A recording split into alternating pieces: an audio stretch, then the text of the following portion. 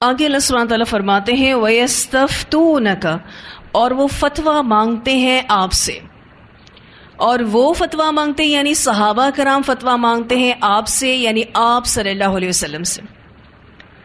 یستفتونک کا جو لفظ ہے فا تا واو سے ہے، اردو میں بھی یہ آپ لفظ پڑھتے ہیں فتویٰ، معنی حکم شرعی کا دریافت کرنا، یعنی شریعت کے کسی حکم کو دریافت کرنا، معلوم کرنا، یہ اس کا اصطلاحی معنی ہے۔ ویسے فتویٰ کا لغوی معنی ہوتا ہے کسی مشکل بات کا حل دریافت کرنا۔ وَيَسْتَفْتُونَكَ، اور وہ یعنی صحابہ کرام فتویٰ مانگتے ہیں آپ سے، یعنی آپ صلی اللہ علیہ وسلم سے، فی النساء، عورتوں کے معاملے میں۔ النساء سے مراد یہاں پر یتیم لڑکیاں ہیں۔ اب صحابہ کرام نبی اکرم صلی اللہ علیہ وسلم کے پاس آئے تھے اور ان یتیم لڑکیوں کے بارے میں فتویٰ چاہتے تھے۔ قل کہہ دیجئے، اللہ تعالی یفتیکم، فتویٰ دیتا ہے تم کو، فیہن، ان عورتوں کے معاملے میں۔ صحابہ کرام نے پوچھا تو نبی اکرم صلی اللہ علیہ وسلم سے تھا، لیکن جواب براہ راست اللہ تعالیٰ دے رہے ہیں کہ آپ ان سے کہہ دیجئے کہ اللہ تعالیٰ تمہیں ان عورتوں کے بارے میں فتویٰ دیتا ہے۔ اس سے عورتوں کی اہمیت بھی واضح ہوتی ہے۔ اس آیت کو آگے پڑھنے سے پہلے میں تھوڑا سا آیت نمبر 126 سے آپ کو کنیکٹ کرنا چاہ رہی تھی اس آیت سے جو ابھی ہم نے شروع کی ہے۔ آپ دیکھیں کہ ہم نے آیت 126 کے آخر میں کیا پڑھا؟ وَكَانَ اللَّهُ بِكُلِّ شَيْءٍ مُحِيطًا، اور ہے اللہ تعالیٰ ساتھ ہر چیز کے احاطہ کرنے والا۔ اور پھر اس کے فوراً بعد یہ آیت شروع ہوتی ہے وَيَسْتَفْتُونَكَ فِي النِّسَاءِ، وہ فتویٰ مانگتے ہیں آپ سے عورتوں کے بارے میں۔ دور جاہلیت میں عورتوں اور بچوں کے حقوق کا خیال نہیں رکھا جاتا تھا، اس لیے اس تمہید کے ساتھ یہ اگلی آیت شروع کی جا رہی ہے۔ تمہید یہ ہے کہ اللہ تعالیٰ ہر چیز کا احاطہ کیے ہوئے ہے۔ مردوں کو اللہ تعالیٰ نے اختیار اور طاقت دے رکھی ہے، اب ان سے یہ کہا جا رہا ہے کہ دیکھو اپنے اختیارات کا غلط استعمال نہیں کرنا۔ پہلے ان کی ذہن سازی کی گئی یہ کہہ کر کہ اللہ تعالیٰ ہر چیز کو گھیرے ہوئے ہے، لازماً وہ تمہارے اعمال کو بھی گھیرے ہوئے ہے، اور پھر حقوق کی بات کی جائے گی۔ یہ اسلام کا حسن ہے کہ اسلام پہلے ذہن سازی کرتا ہے اور پھر اس کے بعد حکم جاری کرتا ہے، یعنی پہلے اسلام ہمارا مائنڈ پریپیئر کرتا ہے اور پھر حکم دیتا ہے۔ اس سے ہوتا کیا ہے؟ حکم پر عمل کرنا آسان ہو جاتا ہے۔ اب یہ بھی ممکن تھا کہ اللہ تعالیٰ مردوں اور عورتوں دونوں کو طاقتور بنا دیتے، پھر اس کا نتیجہ یہ نکلتا کہ دونوں کا آپس میں زیادہ ٹکراؤ ہوتا۔ اب اللہ تعالیٰ نے ایک کو طاقتور بنایا ہے اور دوسرے کو کمزور بنایا ہے، یعنی مردوں کو طاقتور بنایا ہے اور عورتوں کو کمزور بنایا ہے تاکہ بیلنس قائم رہے۔ مردوں کو یہ سیکھ دی گئی کہ وہ اپنے اختیارات کا غلط استعمال نہ کریں اور عورتوں کے حقوق برابر ادا کریں۔ تو اب یہ صحابہ کرام آئے تھے نبی اکرم صلی اللہ علیہ وسلم کے پاس اور عورتوں کے بارے میں پوچھ رہے تھے۔ یہاں سے آپ کو صحابہ کرام کی دلچسپی اپنے فرائض کی ادائیگی کے اعتبار سے بھی نظر آتی ہے کہ صحابہ کرام کتنے زیادہ فوکس تھے کہ ہم نے اپنے فرائض ادا کرنے، اور اس بارے میں وہ نبی اکرم صلی اللہ علیہ وسلم سے پوچھنے گئے تھے۔ تو صحابہ کرام عورتوں کے حقوق کے بارے میں جاننا چاہتے تھے۔ آج کوئی اس طرح کی معلومات حاصل کرنے جاتا ہے؟ اس کی وجہ یہ ہے کہ حقوق کی ادائیگی کو دین سمجھا ہی نہیں جاتا۔ آج لوگ نماز پڑھنے کو، روزہ رکھنے کو، حج اور عمرہ کرنے کو، زکوٰۃ دینے کو، صدقات دینے کو تو دین سمجھتے ہیں، لیکن حقوق کی ادائیگی کو دین نہیں سمجھتے۔ وہ یہ کہتے ہیں یہ تو دنیاوی معاملات ہیں، حالانکہ حقوق کی ادائیگی بھی دین ہے۔ جہاں ہم اللہ کے حقوق ادا کرنے کے مکلف بنائے گئے ہیں، وہاں ہم اللہ کے بندوں کے بھی حقوق ادا کرنے کے مکلف بنائے گئے ہیں۔ جہاں ہم سے اللہ اپنے حقوق کے بارے میں پوچھے گا، وہاں اللہ تعالیٰ ہم سے ہمارے ذمے لگائے ہوئے اس کے بندوں کے حقوق کے بارے میں بھی پوچھے گا، اس کی بھی چھوٹ نہیں ہے۔ تو اللہ سبحانہ تعالیٰ نے ان کو یہ جواب دیا، قل اللہ یفتیکم فیہن، اے نبی صلی اللہ علیہ وسلم ان سے کہہ دیجئے کہ اللہ آپ کو فتویٰ دیتا ہے ان عورتوں کے بارے میں۔ یہاں سے اللہ سبحانہ تعالیٰ کی نظروں میں عورتوں کی جو ویلیو ہے وہ پتہ چلتی ہے۔ کیوں؟ کیونکہ جواب براہ راست اللہ تعالیٰ دے رہے ہیں۔ پھر اللہ سبحانہ تعالیٰ فرماتے ہیں وَمَا يُتْلَى عَلَيْكُمْ، اور جو پڑھا جاتا ہے تم پر، فی الکتابی کتاب میں سے، تم پر اس سے پہلے بھی قرآن میں اس بارے میں احکام نازل ہو چکے ہیں۔ یتیم لڑکیوں کے سرپرست ان سے نکاح کرنے کے سلسلے میں کئی ناانصافیوں کا ارتکاب کرتے تھے، جس کی تفصیلات ہم سورہ نساء کی آیت نمبر 3 میں بیان کر چکے ہیں۔ اب ان بے انصافیوں سے بچنے کی خاطر ایسی یتیم لڑکیوں کے سرپرستوں نے یہ محتاط رویہ اختیار کیا کہ ان سے نکاح کرنا ہی چھوڑ دیا، تاکہ ان سے ان لڑکیوں کے حق میں کوئی ناانصافی نہ ہو جائے۔ یعنی جو سرپرست تھے ان یتیم بچیوں کے، جن کے لیے وہ یتیم بچیاں نکاح میں آنے کے لیے حلال تھیں، وہ شادی نہیں کرتے تھے ان سے، کیا سوچ کے کہ ہم احتیاط کر لیں، اچھا ہے ہم ان سے شادی نہ کریں، کہیں ایسا نہ ہو ہم ان سے کوئی ناانصافی کر جائیں، اسی لیے ہم ان سے شادی ہی نہیں کرتے۔ اب اس سے نقصان بھی ہو رہا تھا۔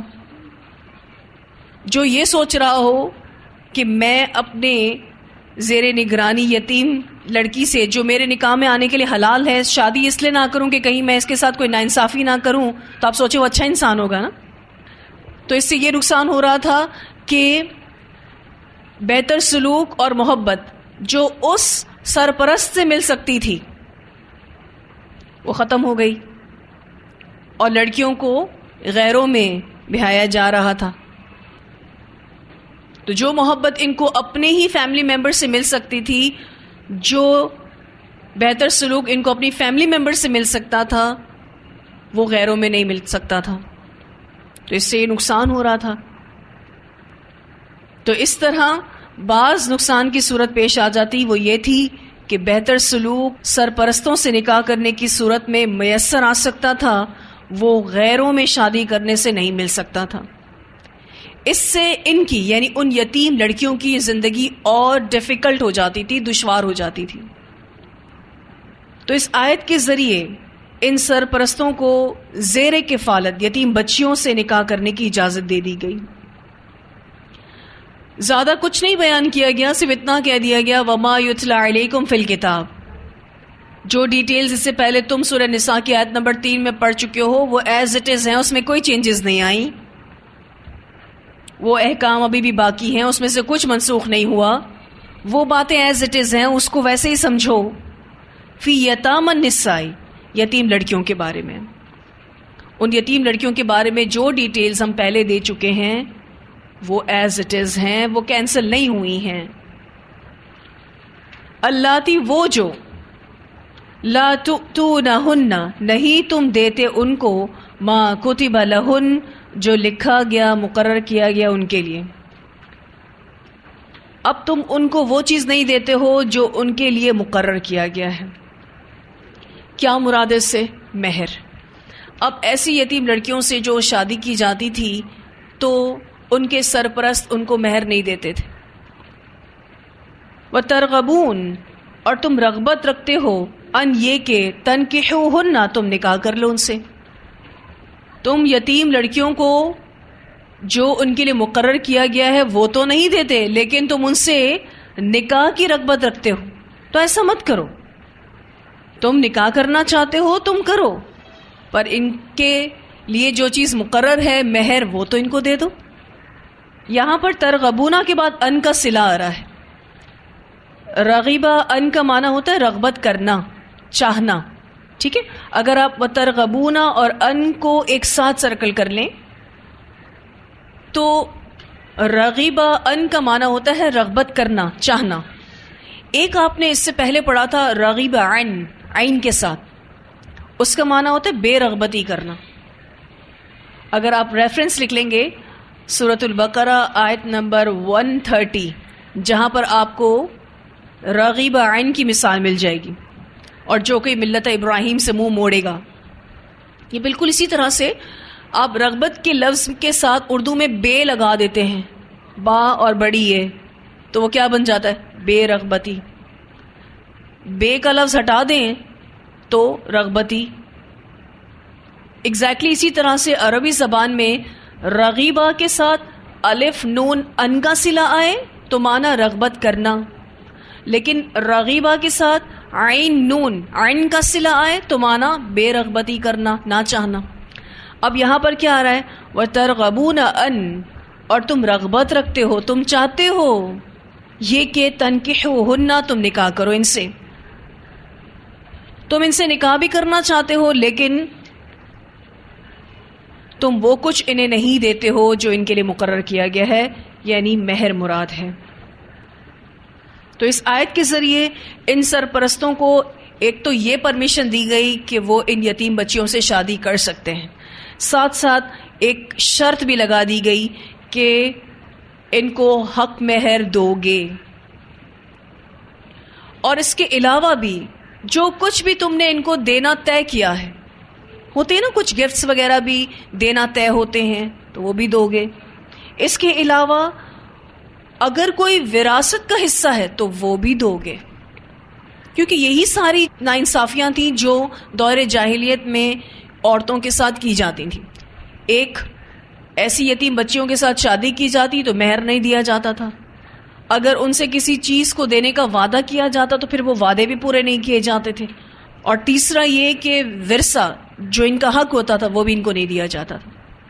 تو اللہ سبحانہ تعالیٰ نے فرمایا کہ تم حق مہر بھی دو گے، اور اس کے علاوہ جو کچھ تم دینا طے کرو وہ بھی دو گے، اور اس کے علاوہ دوسرے حقوق وراثت بھی ان کو ادا کرو گے، تو تم ان سے شادی کر سکتے ہو. اس بارے میں حدیث بھی آتی ہے. عروہ بیان کرتے ہیں کہ سیدہ عائشہ رضی اللہ تعالی عنہا نے اس آیت وَيَسْتَفْتُونَكَ فِي النِّسَاءِ قُلِ اللَّهُ يُفْتِيكُمْ فِيهِنَّ وَمَا يُتْلَى عَلَيْكُمْ فِي الْكِتَابِ فِي يَتَامَى النِّسَاءِ اللَّاتِي لَا تُؤْتُونَهُنَّ مَا كُتِبَ لَهُنَّ وَتَرْغَبُونَ أَن تَنكِحُوهُنَّ کے بارے میں بیان کیا کہ یہ آیت اس آدمی کے بارے میں نازل ہوئی ہے جس کی پرورش میں یتیم لڑکی ہو، وہی اس کا والی اور وارث بھی ہو. وہ یتیم لڑکی اس کے مال میں حصے دار بھی ہو، یعنی جو مال ہے اس میں وہ یتیم بچی حصے دار بھی ہو. یہاں تک کہ کھجور کے درخت میں بھی ہوتے نا، وراثت میں کوئی کھجور کے درخت ہوں تو کچھ کھجور کے درخت اس لڑکی کے حصے میں بھی آئیں. اب وہ شخص خود اس لڑکی سے نکاح کرنا چاہے، کیونکہ اسے یہ پسند نہیں کہ کسی دوسرے سے اس کا نکاح کر دے کہ وہ اس کے مال میں حصے دار بن جائے. ظاہر ہے جو اس کا شوہر بنے گا وہ اس کی پراپرٹی میں حصے دار بن جائے گا، جس میں لڑکی حصے دار تھی. اس وجہ سے اس لڑکی کا کسی دوسرے شخص سے وہ نکاح نہیں ہونے دے، تو ایسے شخص کے بارے میں یہ آیت نازل ہوئی. اسے بخاری نے روایت کیا ہے. یعنی اللہ سبحانہ تعالیٰ نے اس طرح کی ناانصافی کرنے سے منع کر دیا کہ ایسا نہیں کرو گے. اور وہ ساری ڈیٹیلز جو ہم پیچھے پڑھ چکے ہیں اگر آپ اپنے ذہنوں میں دہرا لیں کہ کس کس طرح کی ناانصافیاں ان خواتین کے ساتھ کی جاتی تھیں. ایک اور روایت بھی آتی ہے وَتَرْغَبُونَ أَن تَنكِحُوهُنَّ کے بارے میں سیدہ عائشہ رضی اللہ تعالیٰ عنہ بیان کرتی ہیں کہ وَتَرْغَبُونَ أَن تَنكِحُوهُنَّ، اور خواہش رکھتے ہو ان کے ساتھ نکاح کر لو، یعنی یتیم لڑکی جو تمہارے زیر پرورش ہو، اگر وہ کم مال اور معمولی حسن و جمال والی ہو تو پھر تم اس سے نکاح کرنا نہیں چاہتے. یعنی اس کے پاس پیسہ کم ہے، اس کے پاس خوبصورتی کم ہے، تو تم اس سے شادی کرنا نہیں چاہتے. لہٰذا منع کر دیا گیا کہ اگر وہ محض مال اور جمال ہی کی وجہ سے نکاح کرنا چاہتے ہوں تو پھر نکاح نہ کریں، الا یہ کہ وہ عدل و انصاف سے کام لیں. اسے بخاری نے روایت کیا ہے. اس حدیث کو تھوڑا سا آپ کو ایکسپلین کروں گی کہ یتیم لڑکی سے شادی نہ کرنے کی وجہ کیا ہوتی تھی. اس کے پاس مال کم ہے اور وہ خوبصورت بھی نہیں ہے، لیکن اگر کوئی ایسی یتیم لڑکی ہوتی تھی جس کے پاس پیسہ زیادہ ہے اور وہ خوبصورت بھی ہے تو وہ شادی تو کرنا چاہتے ہیں. ریزن کیا ہوتا تھا شادی کرنے کا؟ پیسہ اور خوبصورتی. تو اس حدیث کے آخر میں آپ دیکھیے کہ اس سے کہا جا رہا ہے کہ اگر وہ محض مال اور جمال یعنی خوبصورتی کی وجہ سے نکاح کرنا چاہتا ہے تو پھر نکاح نہ کرے، کیونکہ مال آج ہے کل نہیں ہے، خوبصورتی بھی آج ہے کل نہیں ہے. اسی لیے تو کہا جاتا ہے نا شادی میں جو چیز مقدم طور پر دیکھنی چاہیے وہ کیا ہے؟ دین، سیرت. ٹھیک ہے، اللہ یہ کہ عدل و انصاف سے کام لیں. یعنی وہ بے شک یہ ریزنز بھی ہوں کہ یہ عورت خوبصورت ہے، مجھے اچھی لگ رہی ہے، اس کے پاس پیسہ بھی زیادہ ہے، تو بھی اگر وہ شادی کرنا چاہتا ہے تو پھر عدل و انصاف سے کام لیں. ٹھیک ہے، یعنی جس سے بھی شادی کرے اس کے ساتھ انصاف کرنے کی نیت ہو. اب تو چاہے کوئی یتیم لڑکی سے شادی کر رہا ہو یا کوئی عام لڑکی سے شادی کر رہا ہو. عام لڑکی کے حوالے سے اس لیے بات کروں گی کہ آج بھی آپ دیکھیں بہت سارے ایسے رشتے جو پیسہ دیکھ کر ہوتے ہیں. کسی لڑکی سے شادی اس کا پیسہ دیکھ کر کی جاتی ہے تو پھر آپ کو پتہ ہے ان لڑکیوں کے ساتھ کیا کیا جاتا ہے. ویسے کوئی دلی رغبت نہیں ہوتی، ویسے وہ لڑکی اچھی نہیں لگ رہی ہوتی، لیکن پیسہ دیکھ کر لیا، اور جب وہ پیسہ ختم ہو گیا یا وہ وجہ ختم ہو گئی تو معاملات بھی خراب ہو گئے. تو پھر اللہ سبحانہ تعالیٰ نے یہاں پر ان سرپرستوں کو یہ کہہ دیا کہ ٹھیک ہے شادی کرو گے لیکن شرائط یہ ہیں. تمہیں وہ یتیم لڑکی جس سے تمہارا نکاح ہو سکتا ہے، ٹھیک ہے، سرپرستوں میں سے جس سے اس کا نکاح ہو سکتا ہے، اس سے کہا جا رہا ہے کہ کر لو شادی، لیکن ان شرائط کو مد نظر رکھنا. حق مہر بھی دو گے، جو اس کو دینا مقرر کیا وہ بھی دو گے، اور اس کا حق کے وراثت بھی دو گے. کرو شادی. ایسا نہیں کہ اس کی خوبصورتی اور اس کے مال کو دیکھ کر شادی کر لو پھر اس کے ساتھ عدل و انصاف نہ کرو. مال، خوبصورتی، سیرت جو بھی دیکھنا ہے دیکھو بے شک، لیکن عدل و انصاف کی نیت سے شادی کرو گے، نبھانے کی نیت سے شادی کرو گے. آگے اللہ سبحانہ تعالیٰ فرماتے ہیں والمستضعفین، اور کمزور سمجھے جانے والے، من الولدان، بچوں میں سے. اب بچوں کے بارے میں تو صحابہ کرام نے سوال نہیں کیا تھا. اللہ تعالیٰ نے بچوں کا ذکر اس لیے کیا کیونکہ بات کمزوروں کی ہو رہی تھی. تو جہاں عورتیں کمزور ہیں وہاں بچے بھی کمزور ہیں، تو ان کے بارے میں بھی بتا دیا گیا. کیونکہ دور جاہلیت میں جہاں عورتوں کے ساتھ ظلم ہو رہا تھا وہاں بچوں کے ساتھ بھی ہو رہا تھا. کون سے بچے؟ جو یتیم بچے ہیں ان کے ساتھ بھی ہو رہا تھا. تو اللہ سبحانہ تعالیٰ نے ساتھ میں یہ بھی بتا دیا والمستضعفین من الولدان، ان چھوٹے یتیم بچوں کا حق کے وراثت بھی ان کو دینا، ان کے ساتھ بھی کوئی ناانصافی نہ کرنا.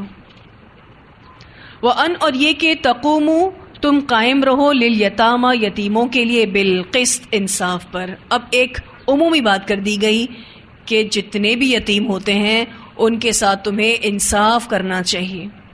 خاص الخاص یہاں پر بات ہوئی یتیم لڑکیوں کی کہ جن سے ان کے سرپرست شادی کر رہے ہیں، تو پھر ان کا انصاف کا معاملہ کیا ہوگا کہ ان کو حق مہر دیا جائے.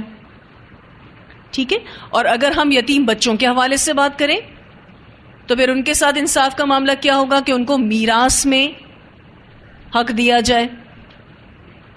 اگر آپ یہاں چھوٹا سا بالقسط کے پاس لکھ لیں دو باتیں، ایک میراث اور دوسرا مہر کی ادائیگی میں انصاف سے کام لوگے.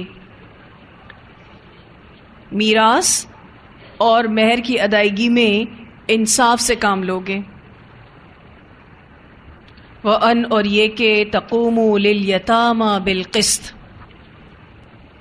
کہ یتیموں کے لیے انصاف پر قائم رہو، ہر یتیم کے ساتھ انصاف کرو. اور خاص الخاص یہاں پر یتیم لڑکیوں کی بات ہوئی تو ان کا حق مہر اگر تم ان سے شادی کر رہے ہو تو ادا کرو. یتیم بچوں کی بھی بات ہوئی تو ان کا حق کے وراثت ان کو ادا کرو. اب آپ دیکھیے کہ یہاں بچوں کی بات ہوئی، خاص الخاص تو یتیم بچوں کی بات ہوئی، لیکن میں دونوں طرح کے بچوں کے حوالے سے یہاں بات کرنا چاہوں گی کہ جو چھوٹے بچے ہوتے ہیں جن کے ماں باپ زندہ بھی ہیں، وہ بھی اپنے بچوں کے ساتھ بہت زیادہ ظلم والا معاملہ کرتے ہیں. میں نے لٹرلی اپنی آنکھوں سے دیکھا ہے جو مائیں اپنے بچوں کو ناروا پیٹتی ہیں، ناروا باتیں سناتی ہیں. آپ یاد رکھیے گا یہ بات کہ جو مائیں اپنے بچوں کو مارتی ہیں، ان کو دھتکارتی ہیں، ان کو طرح طرح کے تانے دیتی ہیں، ان کو باتیں سناتی ہیں، یہ سب بچوں پر ظلم ہے. یہاں اس آیت میں تمام بچوں کے حقوق کو سیو کیا جا رہا ہے. ویسے تو آپ کو قرآن پاک میں کوئی آیت ایسی نہیں ملے گی کہ جہاں پر یہ کہا جائے کہ جی بچوں کو ان کے حقوق دو، لیکن یہاں آپ دیکھیے کہ اللہ سبحانہ تعالیٰ فرما رہے ہیں کہ جو بچے ہیں اور بچے کمزور ہی ہوتے ہیں، ان کے ساتھ بھی تم ناانصافی نہیں کرنا، ظلم نہیں کرنا، خواہ وہ تمہارے اپنے بچے ہوں یا تم کسی یتیم بچے کی کفالت کر رہے ہو. جو بھی بچوں پر ظلم کرتا ہے، خواہ وہ اس کی اپنی سگی ماں ہی کیوں نہ ہو، اس کو اس ظلم کا جواب دینا ہوگا. یہ بچے جو ہوتے ہیں اپنے اوپر ہونے والے ظلم کا کوئی ازالہ نہیں کر سکتے. ماں اگر ناروا پیٹتی ہے، آپ بتائیے اس بچے نے کیا کرنا ہے؟ زیادہ سے زیادہ تھوڑی دیر رو لے گا، پھر اس کے بعد چپ کر کے بیٹھ جائے گا. کیا کر سکتا ہے؟ آپ کو پتا ہے ایسے بچے سہم بھی بہت جاتے ہیں جو ماں باپ کی مار کھاتے رہتے ہیں. ان بچوں کے اندر کوئی کانفیڈنس نہیں ہوتا.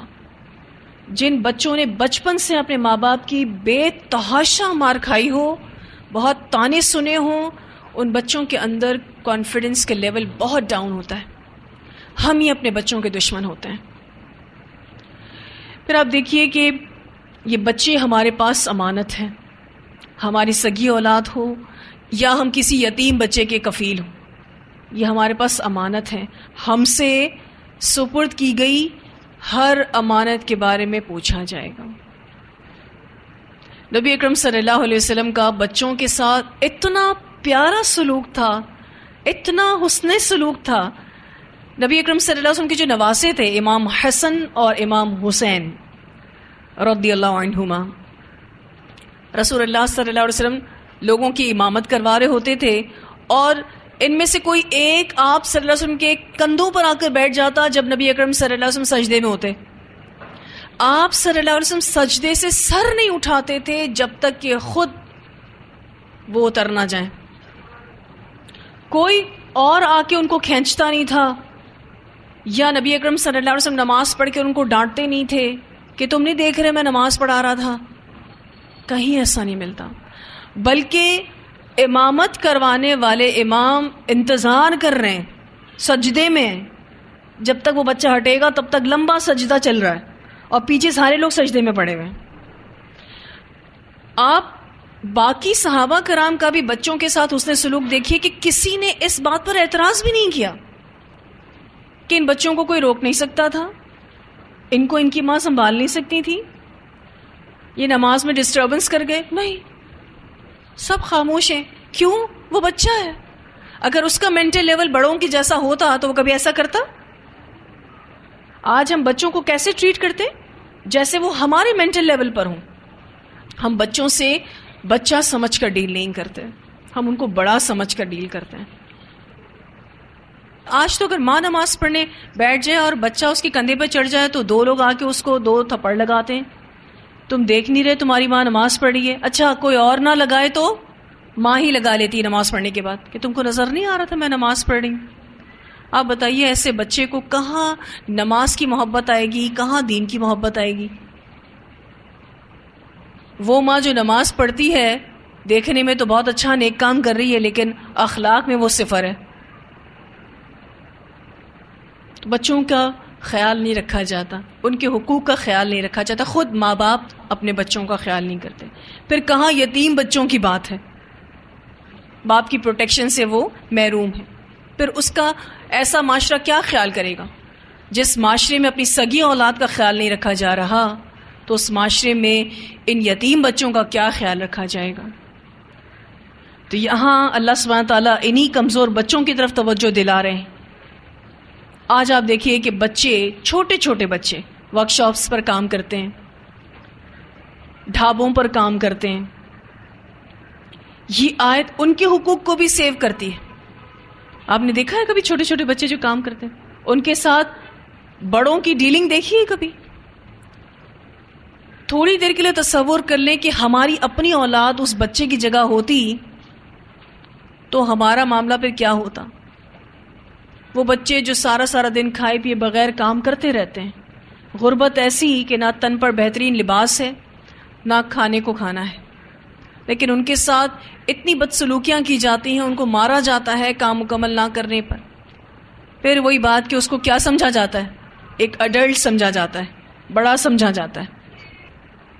پھر آپ دیکھیے کہ اسکولوں میں مارا جاتا ہے بچوں کو, لٹرلی تشدد کیا جاتا ہے, ایون مدارس میں مارا جاتا ہے بچوں کو. بچوں کو حفظ کروانے جہاں بھیجتے ہیں تو جو بھی استاد ہوتے ہیں وہ بچوں کو خوب پیٹتے ہیں, خوب مارتے ہیں, اور یہ کہتے ہیں کہ مارے بغیر حفظ کروایا ہی نہیں جا سکتا. بظاہر تو بڑا اچھا دین کا کام ہو رہا ہے. کیا کام ہو رہا ہے؟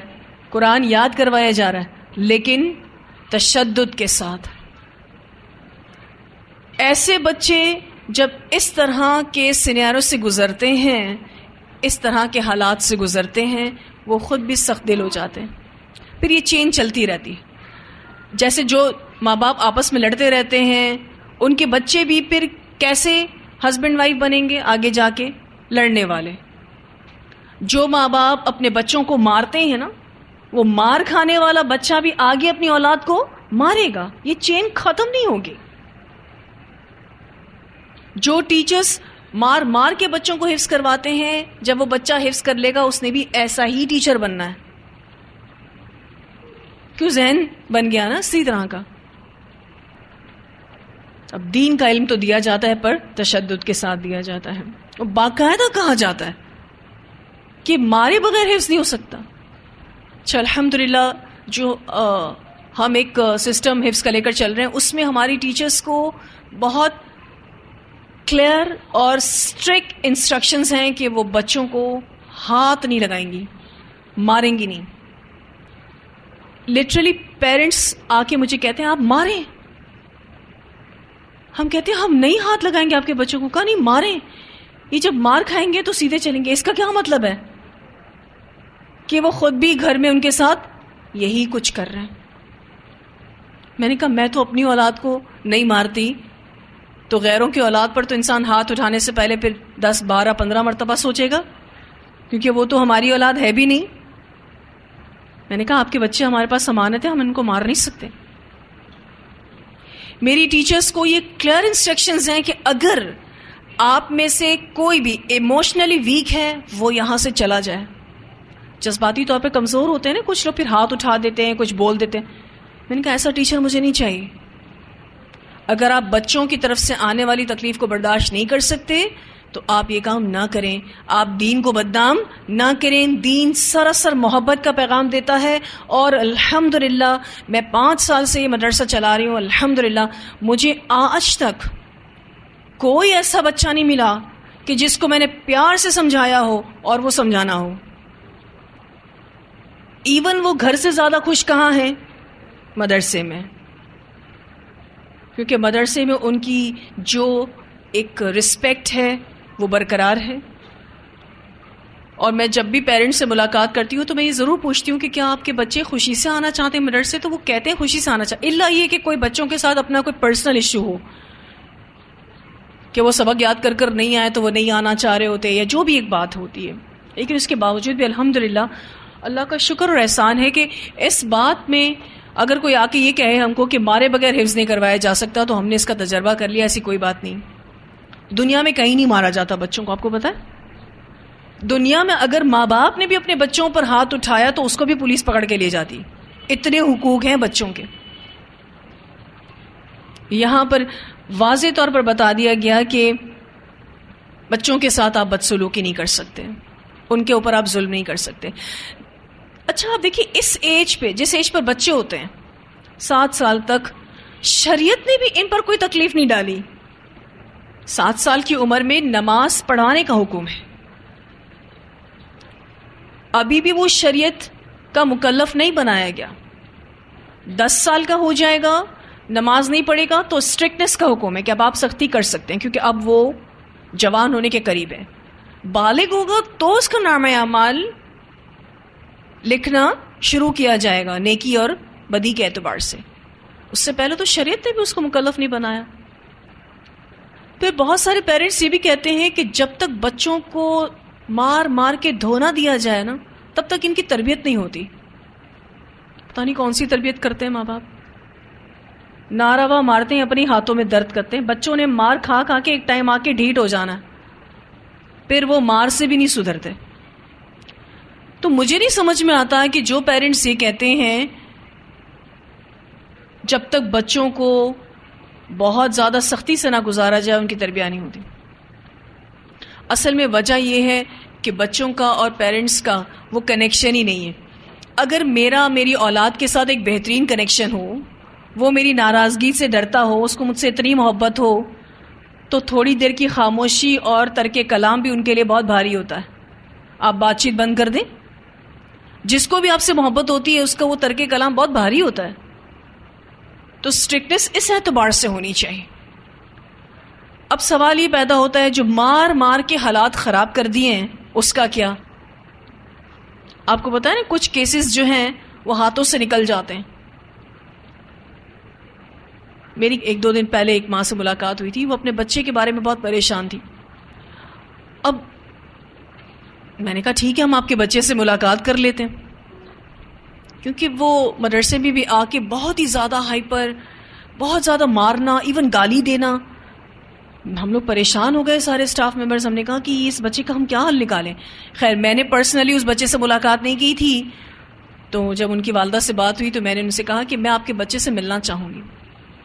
بچے کو لائی وہ. آپ یقین کریں کہ اس بچے نے تھوڑی سی بھی بات نہیں سنی. اگر میں اس سے کچھ کہنا بھی چاہ رہی تھی بہت ہی پولائٹ وے میں بھی, وہ بچہ ابھی تو میں بالکل تھوڑا سا کچھ کہتی تھی تو وہ بچہ سامنے سے جس طریقے سے آرگیو کر رہا تھا, آپ یقین کریں میں اس وقت واقعی ڈر گئی تھی کہ اس بچے کی تربیت کیسے ہوگی. اور میں نے ان کی والدہ سے کہا کہ میں اس کی تربیت نہیں کر سکوں گی. آپ نے ایسا کیا کیا اس کے ساتھ؟ 5 سال کا بچہ, 5 سال کیا عمر ہوتی ہے, اس کے ساتھ ایسا کیا ایشو ہے کہ یہ بالکل بات ہی نہیں سن رہا. لازماً یہ کچھ ایسے حالات سے گزرا ہے کہ جس کی وجہ سے وہ کسی کے ساتھ بھی ایک اچھے طریقے سے بات کرنے کے لیے تیار نہیں ہے, اچھے سے کوئی بات سننے کے لیے تیار نہیں ہے. اور مجھے یہ لگ رہا تھا کہ وہ گھر کے ماحول سے بہت زیادہ ڈسٹرب ہے. ایسے میں پھر ہمارے بچے معاشرے میں اٹھنے بیٹھنے کی بھی لائق نہیں رہتے. ہم ان کو کہیں بھیج بھی نہیں سکتے. کسی کے ساتھ وہ کچھ پڑھنا ہو یا کچھ کھیلنا ہو, ان سب میں پھر پرابلمز آنا شروع ہو جاتی ہیں. تو میں نے ان کی والدہ سے ایک بات کہی. میں نے کہا کہ اس بچے سے پہلے آپ کی تربیت کی ضرورت ہے. جب آپ کی تربیت ہوگی تو انشاءاللہ بچے کی بھی ہوگی.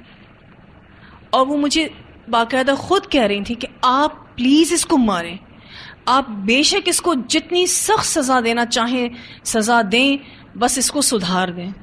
میں نے کہا آپ نے اس کو یوں ہی سدھارنے کی کوشش کی؟ میں تو یہی کرتی رہی ہوں. میں نے کہا آپ نے تو ظلم کر دیا بچے کے ساتھ, اس کا بچپن ہی آپ نے ختم کر دیا. جب بچوں سے ہم پیار سے بات کرتے ہیں, ان کی ان چھوٹی چھوٹی باتوں کو سنتے ہیں, تو ان پر ایک عجیب ہی محبت آتی ہے ہمیں نا, ایک عجیب ہی ان کے ساتھ محبت کا معاملہ ہوتا ہے. اور جو بچے ان سختیوں سے گزرتے ہیں, آپ سوچیں وہ ذہنی طور پر کتنے انتشار کا شکار ہوتے ہیں, وہ مینٹلی کتنے ڈسٹرب ہوتے ہیں بچے. جب پہلا تھپڑ کسی بچے کو پڑتا ہے نا, یہ اس بچے کو ہی پتا ہوتا ہے کہ اس کو کتنا وہ محسوس ہوا ہے, لیکن وہ بتا نہیں سکتا. اس کی عزت کتنی مجروح ہوتی ہے, اس کی جو سیلف ریسپیکٹ ہوتی ہے وہ کتنی ہرٹ ہوتی ہے. بچہ کتنا زیادہ محبت کا مستحق ہے کہ اگر ہمیں کوئی چیز لینی بھی ہے تو ہمیں پیار سے لینا آنا چاہیے. اگر ہمیں اس کو کسی چیز سے روکنا ہے تو ہمیں اس کو پیار سے روکنا آنا چاہیے. جب ہم اس میں کامیاب نہیں ہوتے نا تو پھر ہم یہ دوسرا ہتھ کنڈا استعمال کرتے ہیں. اس وقت ہم اپنے آپ کو بلیم نہیں کرتے کہ مجھے اسے پیار سے سمجھانا نہیں آیا, میں اس میں فیل ہو گئی, اور پھر ہم اپنے بڑے ہونے کا ناجائز فائدہ اٹھاتے ہیں.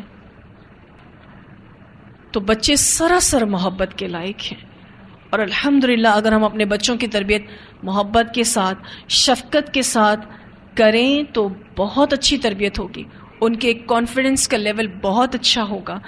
آپ کو یہ پتہ ہونا چاہیے کہ بچے کو پیار سے کیسے کسی چیز کا منع کرنا ہے، کیسے اس کو قائل کرنا ہے کہ آپ یہ نہیں کرو گے، اور ان کے دل کی جمعیت کس چیز میں.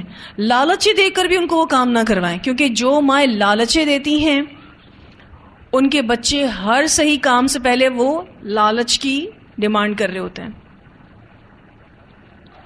اچھا، ایک اور بات جو اس بچے کو اس کی والدہ میرے سامنے بیٹھ کے کہہ رہی تھیں کہ میں نے آپ سے کہا تھا نا کہ آپ نے باجی سے اچھے سے بات کرنی، لیکن آپ پھر بھی نہیں میری بات مان رہے. تو آپ کو پتہ ہے اس بچے نے اس کو کیا جواب دیا؟ پہ حیران کن جواب دیا اس بچے. آپ نے مجھے مارا تھا نا کل، اب میں بھی باجی سے صحیح سے بات نہیں کروں گا. یہ 5 سال کا بچہ بول رہا تھا. میں تو حیرت کے ہی دروازے بند نہیں ہو رہے تھے.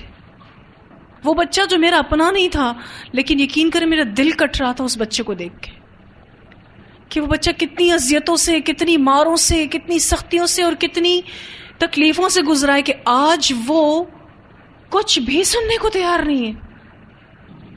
تو بچوں کے حقوق جو ہیں وہ بہت زیادہ ضروری ہیں. اس آیت میں اللہ سبحانہ تعالیٰ نے انہی کمزوروں کی طرف توجہ دلائی ہے کہ یہ کمزور خواہ وہ عورتوں میں سے ہوں یا بچوں میں سے ہوں، وہ شفقت اور محبت کے لائق ہیں. اور خاص الخاص یہاں پر بچوں کی بات ہوئی، والمستضعفین من الولدان. اور پھر آگے اللہ تعالیٰ فرماتے ہیں وَأَن تَقُومُوا لِلْيَتَامَى بِالْقِسْطِ. یہ جو حصہ ہے وَأَن تَقُومُوا لِلْيَتَامَى بِالْقِسْطِ، اگر آپ اس کو ان بریکٹ لے لیں، یہ جو اوپر بات ہوئی قُلِ اللَّهُ يُفْتِيكُمْ فِيهِنَّ، کہہ دیجئے کہ اللہ فتویٰ دیتا ہے تم کو ان عورتوں کے بارے میں، تو فتویٰ یہ ہے وَأَن تَقُومُوا لِلْيَتَامَى بِالْقِسْطِ. یہ فتویٰ دیا اللہ تعالیٰ نے کہ یتیموں کے ساتھ انصاف کرو، ان یتیموں کے ساتھ انصاف پر قائم رہو. وَمَا تَفْعَلُوا، اور جو بھی تم کرو گے، من خیر، نیکی میں سے. یہ آیت کا حصہ اس کانٹیکس میں تو ہے جو یتیموں کی بات ہوئی کہ یتیموں کے معاملے میں جو کچھ بھی تم نیک کام کرو گے فَإِنَّ اللَّهَ كَانَ بِهِ عَلِيمًا، تو بے شک اللہ تعالیٰ اس کو جاننے والا ہے. لیکن آیت کا یہ حصہ عام قاعدوں میں بھی ہے کہ آپ جو بھی نیکی کا کام کریں گے، کوئی بھی نیکی کا کام آپ کرو گے، اللہ اس کو جانتا ہے. وہ نیکی قولی اعتبار سے ہو، مالی اعتبار سے ہو، بدنی اعتبار سے ہو، اللہ ان تمام نیکیوں کو جاننے والا ہے. خواہ وہ عبادات سے ریلیٹڈ ہوں، خواہ وہ اخلاقیات سے ریلیٹڈ ہوں، معاملات سے ریلیٹڈ ہوں، مالی اعتبار سے ہوں، حقوق کی ادائیگی ہو، صدقہ دینے کے اعتبار سے کوئی نیکی ہو، اللہ تعالیٰ ان تمام نیکیوں کو جاننے والا ہے. اگر آیت کا یہ حصہ ہماری سمجھ میں آ جائے نا کہ ہم جو بھی نیکی کریں گے اللہ اس کو جانتا ہے، صحیح معنوں میں ہمارا اس آیت کے حصے پر ایمان آ جائے اور اس آیت پر عمل کیسا کرنا ہے وہ سمجھ میں آ جائے، تو زندگی سے ساری تلخیاں ختم ہو جائیں. ہم لوگوں سے اچھے سے بات کرنے والے ہوں یہ سوچ کر کہ میرا رب جانتا ہے، اور جو سامنے برا رویہ اختیار کرتا ہے اس کو بھی میرا رب جانتا ہے، لیکن میں نے اچھے سے بات کرنی ہے. کیوں؟ کیونکہ میرا رب میری اس نیکی کو جاننے والا ہے. آج تفسیر بس اتنی ہی رکھیں گے، اس ایک آیت کی تلاوت سن لیتے ہیں.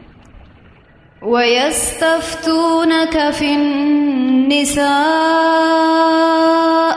قُلِ اللَّهُ يُفْتِيكُمْ فِيهِنَّ وَمَا يُتْلَى عَلَيْكُمْ فِي الْكِتَابِ فِي يَتَامَى النِّسَاءِ اللَّاتِي لَا تُؤْتُونَهُنَّ مَا كُتِبَ لَهُنَّ وَتَرْغَبُونَ أَن تَنكِحُوهُنَّ وَالْمُسْتَضْعَفِينَ مِنَ الْوِلْدَانِ وَأَن تَقُومُوا لِلْيَتَامَى بِالْقِسْطِ وَمَا تَفْعَلُوا مِنْ خَيْرٍ فَإِنَّ اللَّهَ كَانَ بِهِ عَلِيمًا. جی واضح ہی آیت. ٹھیک ہے، اس لیسن کو انشاءاللہ اگلی کلاس میں مکمل کریں گے. وآخر دعوانا ان الحمد للہ رب العالمین. سبحانک اللہم وبحمدک نشہد ان لا الہ الا انت نستغفرک ونتوب الیک.